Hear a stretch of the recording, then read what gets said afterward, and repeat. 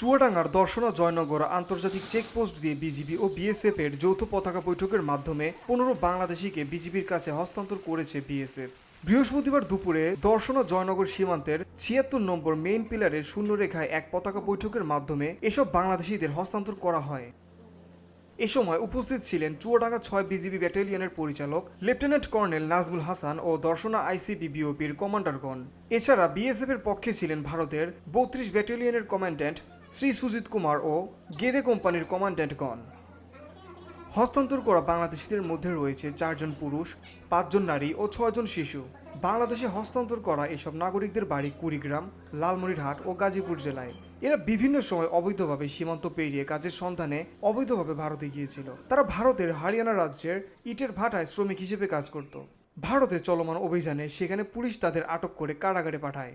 এরপর সরকারিভাবে কারাগার থেকে মুক্ত করে আজ হস্তান্তর করা হয়।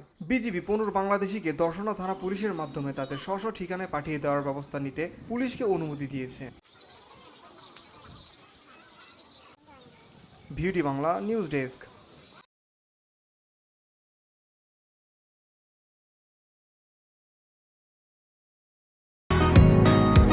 বসুন্ধরা, উত্তরা, বনশ্রী, কুড়িল ও বাড্ডা সহ রাজধানীর বিভিন্ন স্থানে অভিজাত ও অত্যাধুনিক মানের ফ্ল্যাট কেনার এক নির্ভরযোগ্য প্রতিষ্ঠান প্লেজেন্ট প্রপার্টিজ লিমিটেড।